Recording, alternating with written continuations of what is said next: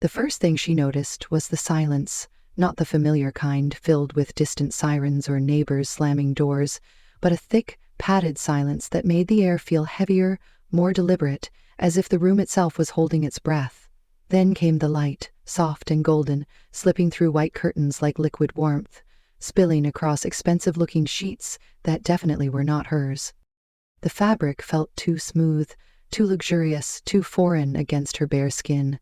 She shifted slightly, trying to shake off the dull throb pulsing at the back of her skull and the strange fuzziness clouding her thoughts, and that was when everything hit her at once. She was naked, completely and entirely naked beneath a blanket she didn't recognize, in a room she'd never seen before, with no clue how she got there or why her heart was suddenly hammering inside her chest like an alarm bell that wouldn't stop. Her gaze darted across the space, taking in the towering windows, the polished marble floors, a low glass table with 2 champagne flutes, one still half full next to what looked like a crumpled suit jacket and a black bow tie. The furniture was sleek and modern, cold and rich, designed to impress. This wasn't just a hotel room, it was something more, a place meant for people who didn't check price tags. And then, just as she was starting to breathe, she saw it. The ring. A massive diamond sitting proudly on her left hand, perfectly cut, perfectly clear, and completely out of place.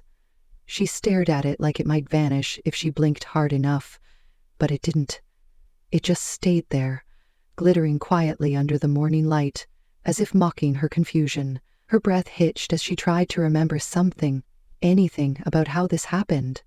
But her memory offered nothing except fragments, laughter on a rooftop, the clink of a glass, someone daring her to talk to the man in the corner, the one in the tailored suit with eyes that didn't blink. She remembered approaching him, she remembered his silence, and the way he'd looked at her like he already knew what she was going to say. And then, nothing. Just a black hole where the rest of the night should have been. She was still staring at the ring when the sound of water stopped. The door to the bathroom opened and he stepped out like a secret the night had left behind. Tall, dark, sharp-jawed and calm, his white shirt was unbuttoned, clinging to damp skin, sleeves rolled casually to his forearms. His eyes met hers and didn't flinch. "Good, you're awake," he said, voice low and steady like a man who wasn't used to explaining himself. "We don't have much time." Her lips parted but no sound came. He crossed the room, opened a drawer and tossed her a robe without turning. "Get dressed. Breakfast is ready and we have 37 minutes before this reaches the press." "What press?" she whispered, clutching the blanket tighter around her chest, her heart racing. He finally faced her then, eyes steady, voice firm. "Because last night you agreed to marry me, Ava, and I fully intend to hold you to it." She stared at him, frozen, as her mind reeled and her stomach twisted into knots. The room tilted and nothing made sense. Ava Carter had gone to a wedding last night as a single, slightly heartbroken, very broke law student. She had taken one dare, one drink, and now she was waking up in a billionaire's bed with a diamond on her finger and a stranger claiming to be her fiancé. And the most terrifying part was not that it had happened, it was that a small part of her wasn't sure she wanted to leave. Ava Carter had always lived cautiously, her life a series of careful steps on solid ground. Never the kind of girl to wake up in a stranger's bed, much less one guarded by glass walls and high-security elevators. She rented half a room in a Brooklyn walk-up where the heat clicked on only when it felt generous, and shared a single bathroom with 2 other girls. Her world was filled with student loans, instant noodles, and late-night cramming sessions, not diamond rings and men who spoke like time was a currency they owned. Yet here she was, wrapped in a silk robe too soft to be real, walking barefoot across marble that felt like it had never seen dirt, trying to understand how the ground had disappeared beneath her. Lucas Vale stood by the floor-to-ceiling window, one hand tucked casually in his pocket, the other holding a cup of black coffee as he watched the morning unfold below. He didn't look like someone who had accidentally gotten engaged. He looked like someone who orchestrated everything in advance, from the angle of his posture to the silence between his words. Ava cleared her throat, her voice still hoarse. "I think there's been a mistake." He turned slightly, not surprised, just patient. "There hasn't. You agreed last night to be my fiancé for 30 days, and I have it in writing." She stared at him, trying to find a crack in his certainty. What writing? Lucas stepped to a console table near the kitchen and picked up a sleek leather folder, opening it with one hand and sliding a single sheet of paper across the counter. Her signature stared back at her, next to his, beneath neat legal language that looked far too official for a drunken joke. "This is not possible," she whispered, backing away as if the paper could bite. "I wouldn't agree to this." Lucas didn't raise his voice, didn't lean in. He simply watched her. "You did. Your friends were present, and I had witnesses. It was a formal agreement. I needed a fiancé to present at a board meeting in 3 hours. You agreed to help me for a price." Her eyes narrowed. "What price?" $50,000. Ava nearly choked. "That's insane. That's not a real number." "It is, and it's already been transferred to your account. Feel free to verify it." She opened her mouth, then shut it again. The room felt like a stage, and he was reading from a script she had never seen. "Why me? Why not someone you know? Someone who wouldn't wake up screaming?"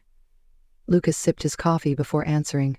"Because I needed someone no one could trace to me. No shared history, no overlap. Someone clean." She stared at him, disbelieving. "I'm not clean," she said bitterly. "I'm broke, I'm behind on tuition, and I have no idea how I got here." Lucas shrugged lightly. "That makes 2 of us." Ava rubbed her temples, trying to think, trying to undo what clearly had already been done. Her name was legally attached to his now, even if only for appearances, and if what he said was true, she had agreed to play fiancé to a man she didn't know for reasons that made no sense. But the ring was still on her finger, and the robe on her body was monogrammed with his initials.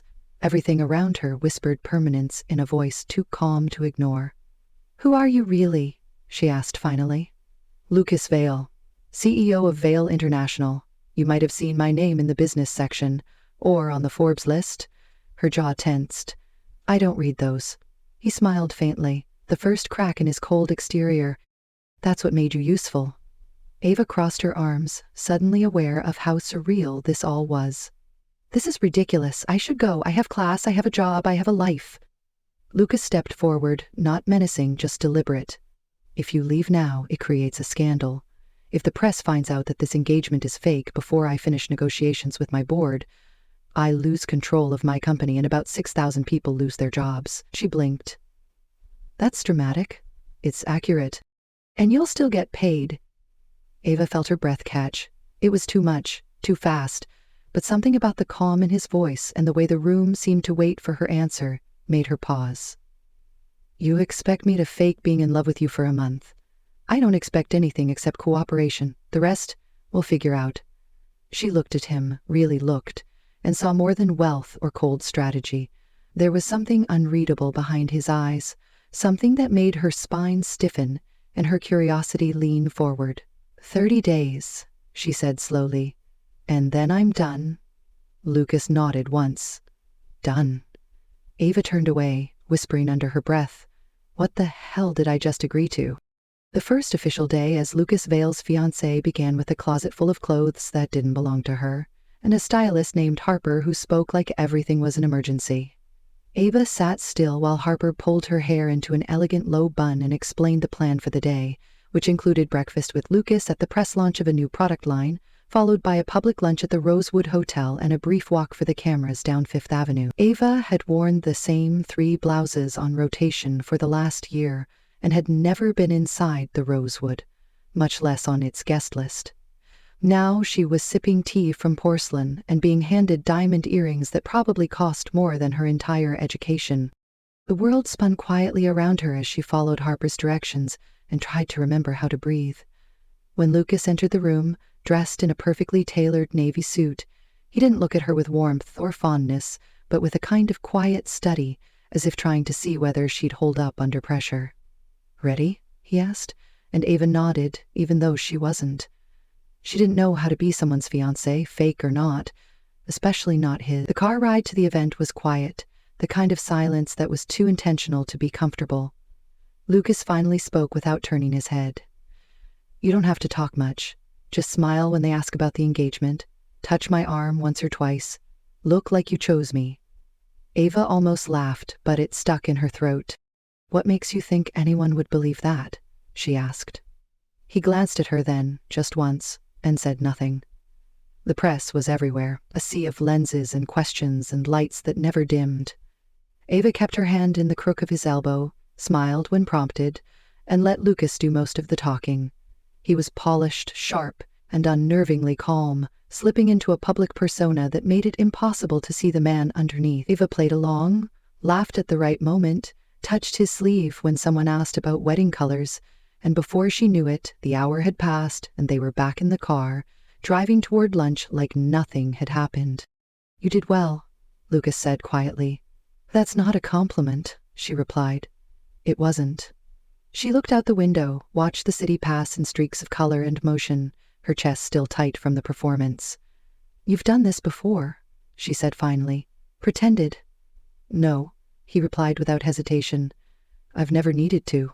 She turned her head. "So why now?" "Because some people only listen when you play by their rules, and I'm tired of pretending their rules don't matter." The rest of the day moved like scenes from a movie she wasn't sure she belonged in. More press, more photos, more touches that weren't real but somehow felt too practiced.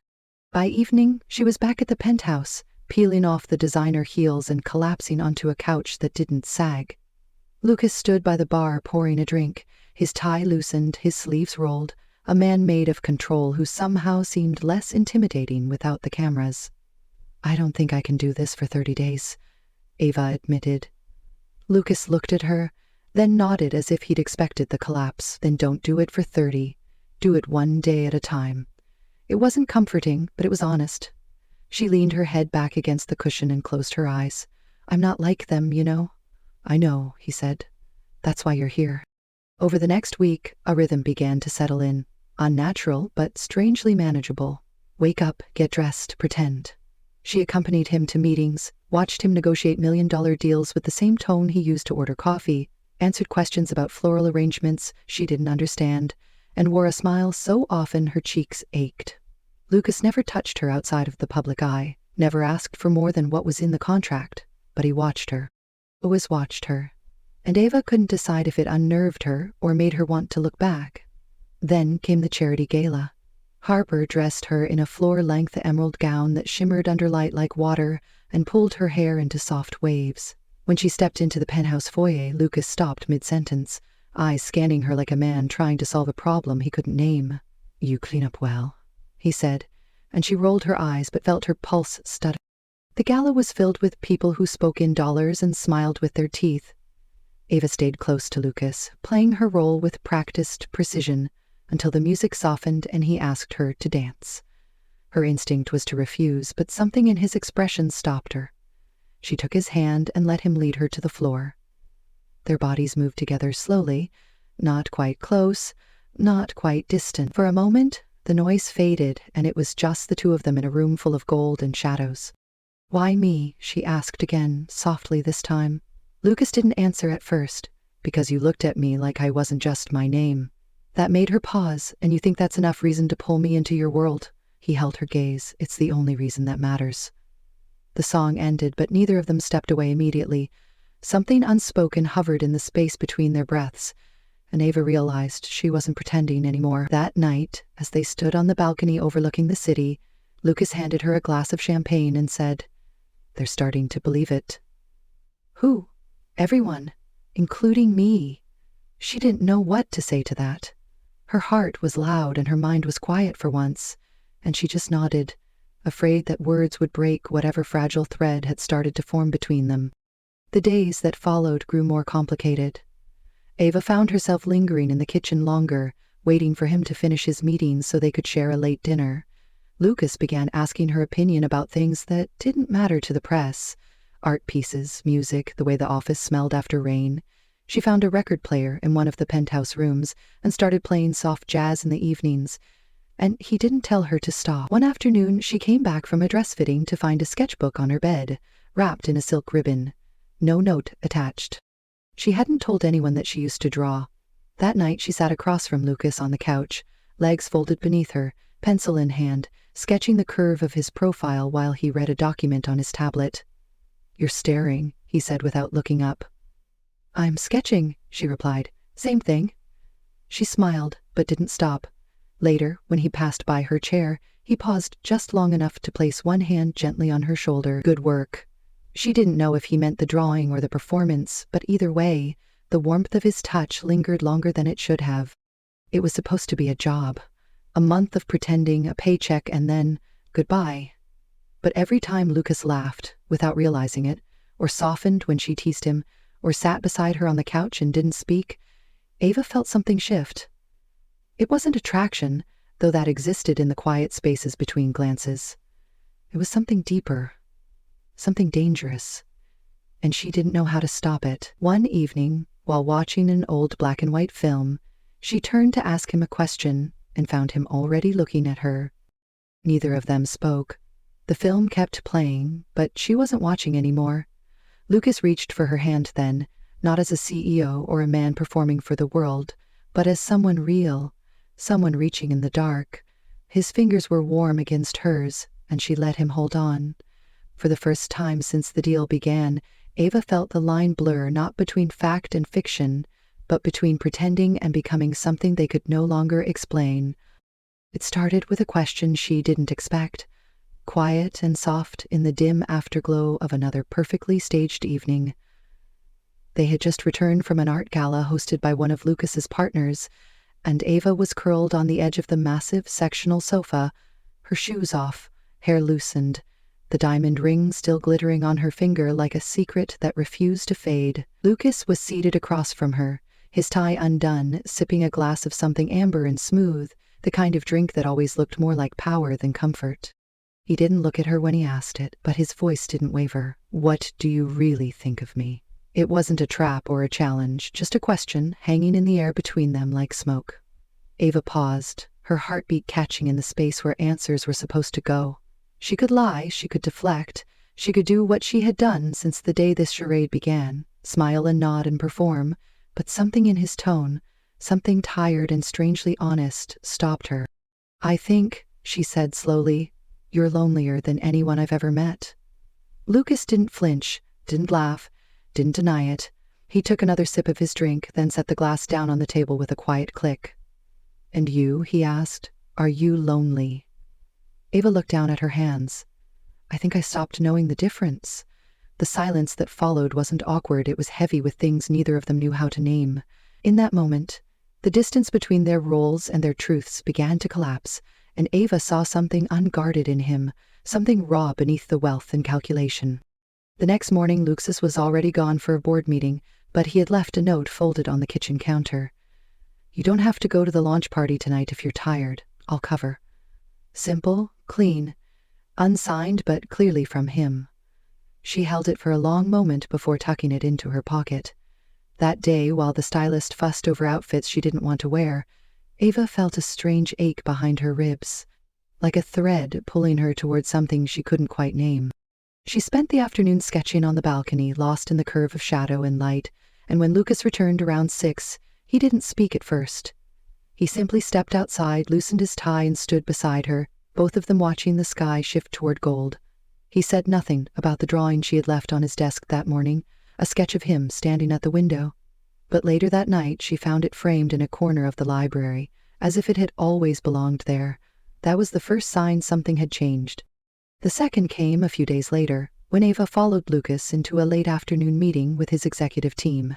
She was supposed to smile, nod, act engaged while saying very little, but when one of the board members, an older man with sharp eyes and sharper words, made a comment about her being just another pretty face in a ring, she leaned forward, met his gaze, and asked calmly if he'd like to review the list of Lucas's most recent charitable ventures, which she had memorized by heart over the last week. The man smirked until Lucas cut in, voice quiet but cold. "She's not just here to look pretty. She knows more about what we're doing than half this table. Respect her time or excuse yourself." The room fell silent. After the meeting, Lucas didn't mention it, didn't thank her. But that night, he poured 2 glasses of wine and handed her one without a word. She took it, no questions asked, because something between them had shifted again, this time without needing to be spoken. But with closeness came cracks, and it wasn't long before Ava began to notice things she hadn't seen before. The way Lucas flinched when someone mentioned his father in passing. The way he avoided a certain corner of the penthouse, a room always locked, always left in darkness. The way he spoke in perfect rhythm, but rarely revealed anything about himself that wasn't already public knowledge. One night, as they walked back from a charity dinner, Ava asked about the room. He didn't answer. She asked again, gently. Lucas's jaw tightened and he said, "It's not a room, it's a memory. I don't want to wake up." That was the first time she saw him not as a billionaire or a CEO or a man who had bought her time, but as someone haunted by his own silence. Days bled into each other, the act feeling less like an act, the touches more natural, the late-night conversations lingering longer. They talked about books, childhood fears, the songs they loved and the ones they hated. Ava learned that Lucas used to play piano before he learned to speak like a weapon. Lucas learned that Ava once dreamed of illustrating children's books before law school swallowed her whole. One night, after a long day of meetings, Lucas asked her if she missed her old life. She looked at him and whispered, "I'm not sure I remember what it felt like." He didn't smile, didn't speak, but the way he reached for her hand said more than any words could. That night, they sat beside each other on the balcony, knees touching, hands loosely intertwined, and Ava realized she had stopped keeping track of the days. Then came the envelope. Slipped under the penthouse door, no return address, no markings, just a plain cream paper holding a single photograph inside. It was her, standing at the gala, a drink in her hand. Lucas's arm around her waist, the headline above it printed in red ink. "The Billionaire's Pawn." She stared at it, her chest tightening. When Lucas found her holding it, his face went still. He took the envelope, read it once, then tore it in half and dropped it into the fireplace without blinking.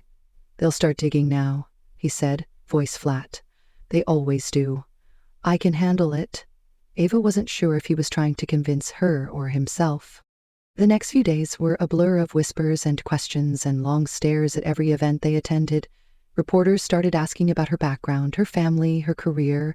Classmates she hadn't spoken to in years reached out with fake curiosity and veiled judgment. Online forums speculated whether she was a gold digger, a fame chaser, or a social climber.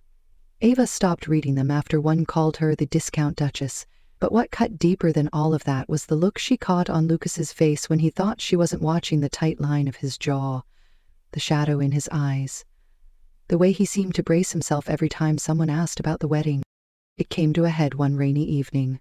Ava walked into the penthouse after running an errand and found Lucas in the living room, staring at a document she couldn't see. He didn't notice her at first. She watched him, saw the weight in his posture, and asked, quietly, "Are we still pretending?" He looked up, met her gaze, and said, "No, not anymore." Her breath caught. "Then what are we doing?" Lucas set the paper aside, crossed the room in 3 slow steps, and stood in front of her. "I don't know," he admitted, "but I know I don't want to lose this." Her throat tightened. "It was supposed to be 30 days, he nodded, "but somehow you became the only part that feels real." Ava didn't move. Her heart was loud again, her skin warm despite the cold rain outside. She looked at the man who had once been a dare, then a contract, then a habit, and realized he had become something else entirely. "Then let's stop counting," she whispered. "Just for a while." Lucas touched her cheek, a gesture that felt like both a promise and a question, and she leaned into it. Neither of them said the word love. Not yet. But it hung there in the quiet between them, waiting. It was supposed to be another staged appearance, another evening spent smiling through champagne bubbles and whispered speculation. But from the moment Ava stepped into the grand ballroom of the Langham Hotel, something in the air felt off. Too sharp, too curious, as if the room had already decided its opinion before she even had a chance to breathe. Lucas stood beside her, a picture of effortless charm in his signature black suit, one hand in his pocket, the other resting lightly on her waist as they made their way through clusters of business moguls and socialites, who all smiled a little too widely, spoke a little too sweetly, and watched her just a little too closely. Ava had gotten used to it by now, the way people assessed her like a headline waiting to be confirmed. But tonight there was a tension beneath the glitz, a hum of anticipation that made her stomach tighten and her heart tap against her ribs like a warning. They were halfway through their rounds when a woman approached them. Older, elegant in a dark green gown, her gaze sharp as diamonds, her voice laced with practiced civility. "I thought I'd finally get to meet the woman who's turned Lucas Vale into a romantic," she said, holding out her hand. Ava smiled politely, accepted the handshake, and introduced herself as calmly as she could, but something about the woman's eyes made her skin crawl. After a few moments of polite small talk, the woman leaned in slightly, her voice dropping just enough for only Ava to hear. "Enjoy it while it lasts, dear. They always find something to take it all away." Then she straightened and walked off without another glance. Ava stood frozen, a strange chill crawling up her spine. Lucas noticed the shift in her posture immediately and leaned down to ask if she was all right. She nodded, too tightly, and forced a smile as the next group approached, but her mind was already racing, spinning through everything that had happened in the last few weeks, the sudden shift from stranger to fiancé to something even more dangerous than love dependency. She had started to need him, not just his presence, but the way he made her feel seen, protected, chosen, and that terrified her. After the event, the car ride was silent. Lucas sat beside her, scrolling through emails, his face unreadable. Ava stared out the window, her fingers twisting in her lap. "That woman," she said suddenly. "Who was she?" Lucas paused, looked up, and replied, "Eloise Mundell, my father's former attorney. She helped dismantle part of our company years ago during a buyout battle. She doesn't like me much." Ava frowned. "Then why would she come talk to us?" "Because she's fishing," Lucas said simply. "They all are. They're trying to find the crack in the story." Ava turned to face him. "Is there a crack?" He met her gaze. "Not unless you put one there." The words were firm but not cruel. They sat in her chest like a weight. Back at the penthouse, Ava went straight to the library, pulled off her heels, and curled into the corner of the couch. Lucas joined her a few minutes later, loosened his tie, and poured 2 glasses of wine. She didn't take hers. "I feel like I'm drowning in someone else's narrative," she said quietly. Lucas sat across from her, not touching, just watching. "You were never supposed to be the story," he admitted. "That's why I chose you." Ava swallowed hard. "But now I am. And I don't know how to survive in a world that keeps trying to erase who I was before you." He leaned forward. "Then don't let them. You don't need to prove anything to anyone but yourself." She looked away, voice shaking. "It's not just them, it's me too. I look at myself now and I don't know what I'm pretending anymore." Lucas didn't speak right away. Then he said, "You're not pretending. Not with me, not anymore." She met his eyes and felt something hot and terrifying rise in her chest. "Then say it. Say what this is." He didn't flinch. "It's real. At least for me." "That's the problem," she whispered, "because it's real for me too. And I don't know if I'm strong enough to keep it safe." The following day, Ava didn't accompany Lucas to his morning meetings. She stayed behind, sketching in silence, her thoughts too tangled to speak aloud. Around noon, Harper stopped by with a delivery, an envelope marked confidential. Ava opened it slowly, her breath catching when she saw what was inside. It was a set of documents detailing a legal challenge filed against Vale International. Attached were photos of Ava from before her arrangement with Lucas, including one taken outside her old apartment, and a timeline alleging that she had conspired with Lucas from the start to defraud investors through emotional manipulation and insider advantage. It was absurd, a blatant attack, but it was calculated and cruel. Ava called Lucas immediately. He answered on the first ring, already knowing. "It started," she said. "Yes," he replied. "Come to the office. We need to talk." When she arrived, Lucas met her in the private conference room, already surrounded by legal counsel and advisors. He dismissed them briefly, closed the door, and turned to face her. "I'm going to fix this." Ava shook her head. "No. You're going to get destroyed if you pretend I'm your shield. This isn't a game anymore, Lucas. They're playing dirty. They want you to lose everything." He stepped closer. "Then let me lose it." Ava's voice cracked. "Don't say that. This company is your life." Lucas's tone softened. "You're my life now. That's the part they don't understand." Ava looked at him, everything in her screaming to hold on and let go at the same time. "What happens when I leave?" she asked. "Because this was never supposed to last." Lucas reached for her hand. "Then don't leave. Let it last." But by evening, the story had hit the news. Blogs and business outlets exploded with speculation, and Ava's name trended online for all the wrong reasons. Headlines questioned her past, her motives, even her integrity. Old classmates came forward with fabricated stories, her professors were contacted for comments, and someone leaked a photo of her leaving the penthouse in sweatpants and no makeup with the caption, "Billionaire's pet," or "power player." Ava sat on the edge of her bed, reading every word, feeling her insides turn to ice. Lucas tried to shield her, pulled every connection he had, called in every favor, but nothing stopped the wave. Finally, one night, she told him she needed to go. Just for a while, just to breathe. Lucas stood still, pain flickering across his expression like lightning behind clouds. "Do you love me?" he asked, his voice low. Ava's throat tightened. "That's not the question.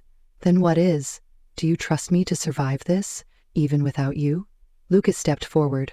"No, because I don't want to survive it without you. I want you here, with me, no matter how ugly it gets." Ava's eyes blurred. "I'm not strong like you. I'm not built to fight a world that wants to break me just for standing next to you." He cupped her face, his hands warm and steady. "Then let me be strong for both of us." But that night, after he fell asleep, Ava packed a small bag. No note, no dramatic goodbye, just silence. She walked down the hallway barefoot, looked one last time at the place where she had learned to feel seen, then stepped into the elevator with her heart shattering. Somewhere between the 35th floor and the ground, she whispered the word she hadn't said aloud yet, "I love you," and then she was gone. The next morning, Lucas woke up to find the ring she had worn every day placed gently beside the sketchbook she had carried with her since the beginning. Inside, a single drawing, a quiet scene of the two of them on the balcony. No labels, no pretense, just them. The caption at the bottom read, "I didn't mean to fall in love with you, but I did, and I don't know how to stop." He stared at it for a long time, the silence of the penthouse louder than any storm. He didn't call anyone, didn't order the car. He just sat there with the sketch and let the weight of what he had lost settle into his bones. Then he made a decision, because Ava Carter was never just a dare, and he wasn't about to let the world decide how their story ended. 3 weeks passed, and the world moved on as it always did, hungry for new gossip, new faces, new chaos. And as the scandal faded from headlines and stock prices began to climb again, Lucas Vale remained absent from the spotlight. His face no longer gracing covers or red carpets, his name mentioned only in whispers behind boardroom doors. Some speculated he was overseas, others claimed he'd gone underground to manage damage control from afar. But none of them knew the truth, because Lucas hadn't left New York. He hadn't fled or hidden. He had simply gone quiet in the loudest way possible, withdrawing from everything except the memory of the woman who had walked into his world by accident and somehow made it feel like home. He stopped shaving, he stopped wearing suits, he stopped pretending he didn't care. The penthouse, once polished and pristine, now carried traces of her everywhere, her sketchbook on the kitchen island, a single braid of her hair caught in the bristles of the comb in his bathroom, a coffee mug she always reached for first, even though they all looked the same. He kept finding her in the quiet moments, in the places she used to stand, in the echo of laughter that no longer lived here. He didn't try to replace her. He didn't try to forget. He carried her in the silence like a name he wasn't allowed to speak. One Thursday morning, Harper stormed into his office with an envelope and a glare. "You said you were done chasing headlines. You said she mattered." Lucas looked up, slow and tired. "She does." "Then why are you sitting here like the story's already over?" Harper snapped. "Do you know where she is?" Lucas asked. Harper hesitated, then tossed the envelope on his desk. "I didn't find her. She found me." Inside was a letter in Ava's handwriting. It wasn't dramatic, no confessions, just a few lines. "I'm not hiding. I'm healing. I don't need to be rescued. I need time to remember who I was before all of this. But I miss you, in every breath." Lucas read it twice, then stood. "Cancel everything," he said. Harper blinked. "Everything?" "Everything. Meetings, interviews, dinners, the entire calendar. Clear it." "For how long?" "Until I fix what I broke." Meanwhile, in a small coastal town a few hours north of the city, Ava sat on a sun-drenched porch, barefoot in a borrowed hoodie, sipping tea she didn't really like, watching the sea move like it was keeping a secret. Her aunt's house was quiet and old, the kind of place where clocks ticked loudly and nothing ever needed to be rushed. Here, she sketched for herself again, not for escape, not for distraction, but because her hands needed to remember beauty without pressure. She hadn't told her aunt everything, just enough. A broken engagement, a media mess, a need to disappear, and her aunt, wise and warm, hadn't asked for more. She simply left tea on the windowsill and notes like, "It's okay to be lost," and "You were always enough." Ava filled pages with memories of the penthouse, the way Lucas looked when he thought she wasn't watching, the way he ran his fingers along the edge of her sketchbook when he was nervous, the way he kissed her the night before she left, slow and quiet like he already knew she wouldn't be there in the morning. She hadn't written to him, not after the first letter. She told herself he needed to breathe, to rebuild. She told herself she wasn't ready. But every night, before sleep took her, she whispered his name like a promise she didn't know how to keep. Then one rainy afternoon, a black car pulled into the gravel driveway, slow and unfamiliar. Ava stood, heart pounding, watching the door open. Lucas stepped out, no suit, no entourage, just him. Wet hair, tired eyes, a folded piece of paper in his hand. She didn't move, didn't breathe, just waited. He climbed the porch steps, stopped in front of her, and held out the paper. "I drew something," he said. "It was clumsy, not like yours, but I needed to try." She unfolded the page. A sketch, shaky and uneven, of her sitting on the balcony back in the city. And beneath it, 5 words. "I don't want perfect, just you." Her hands trembled. "Lucas, I'm not asking you to come back today," he said, "or tomorrow. I just needed you to know. I meant it, all of it. I love you, and not because of the ring or the contract or the cameras, because you saw me before I remembered how." She blinked fast, her throat tight. "I'm still scared." "So am I." She looked at him, really looked, and saw a man who had broken every rule he'd ever made, just to stand here now. "Then stay." "Not here, not forever, just for now." He didn't smile, just nodded. "For now is all I've ever wanted." They sat on the porch in silence, the rain soft around them, and Ava felt something inside her begin to breathe again. That night, she didn't sleep alone. Not because they crossed some line, not because the world had suddenly forgiven them, but because healing sometimes looked like falling asleep to the sound of someone else's heartbeat and believing, for the first time, that maybe you weren't broken beyond repair. The next morning, Lucas cooked breakfast terribly and burned the toast. Ava laughed for the first time in weeks. He stayed 3 days, no pressure, no questions, just space to remember. On the 4th morning, she woke early, walked down to the beach, and found him there. Barefoot, in the sand, sketching clumsily with a stick. She stood beside him, and without looking up, he said, "I had a thought. Oh, what if we stop pretending we're temporary?" Ava stared at the waves. "That would mean we're choosing this, every day." He turned to face her. "I've never been more sure of anything."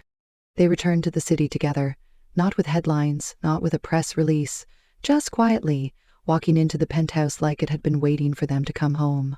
The ring was still in the drawer. Lucas didn't offer it again. Ava didn't ask. Because some promises are louder in action than in diamonds. They rebuilt slowly, together. She reopened her sketch account under her real name. He gave her a room in the penthouse and called it her studio. When she told him she might go back to school, he simply asked how he could help. When he said he was selling part of the company to free himself from board politics, she didn't argue. They weren't perfect. They argued. She panicked. He shut down sometimes, but they stayed, through the noise, through the quiet, through the fear. And in that staying, something unshakable grew. One evening, as they stood on the balcony, wine in hand, city below them like a sleeping giant, Ava turned to him and said, "I never got to ask, did we actually get married?" Lucas smiled. "Not legally, but I'd still like to, someday. Not for the papers, not for the photos, for us." She leaned her head against his shoulder. "Ask me again when we're 50. "I will," he said, "every year." And she knew he would. Because some love doesn't arrive in fireworks. It arrives in the aftermath, quiet, steady, and real. 6 months later, the world barely remembered the girl who once woke up in a billionaire's bed with no memory and a diamond ring on her finger. The scandal had faded, the tabloids had moved on, and the name Ava Carter was no longer a question mark in headlines, but a quiet success on her own terms. Her art had found a voice again. Small galleries began requesting her work, and her sketches of everyday intimacy, hands brushing across coffee cups, silhouettes leaning into each other on city benches, the stillness between two people at rest, started gaining a quiet, loyal following. Lucas never tried to turn it into a brand, never used it for leverage or image. He just came to every showing, stood in the back with his hands in his pockets and watched her from across the room, like she was his favorite piece. They lived in the same penthouse, but not as characters in a performance. They made space for their silences, respected each other's solitude, and kept finding each other in the in-between moments, early morning coffee runs in socks, half-finished conversations curled in blankets, forehead kisses instead of apologies. And one afternoon, as Ava sat on the floor of her studio, charcoal on her fingers, Lucas walked in holding a tiny velvet box. No speech, no theatrics, just him, barefoot and real. She looked up, heart-catching. "Again?" He nodded. "You said 50. "I couldn't wait." She smiled, reached up to take his hand and whispered, "I never needed the ring, just the asking." He opened the box anyway. Inside, a new ring, simpler than the last, nothing extravagant, just a thin gold band and a tiny stone. It wasn't a promise of forever. It was a promise of today, and tomorrow, and every day after that, as long as they kept choosing each other. Later that night, they lay side by side in the same bed where it all began, the city light stretching out beyond the windows like stars pretending to be close.